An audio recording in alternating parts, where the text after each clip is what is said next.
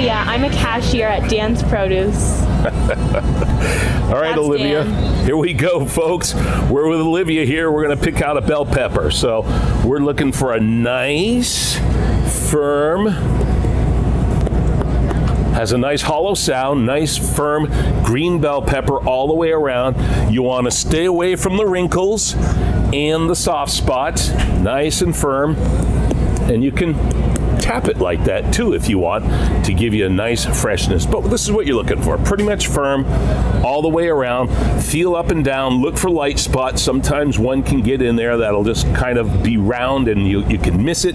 The produce people can miss it. Sometimes it just happens. That's it though. Nice and firm with a good sound, no wrinkles, no decay, and you're set with your bell peppers. Hey folks, until next time, this is Dan the Produce Man reminding you, Olivia.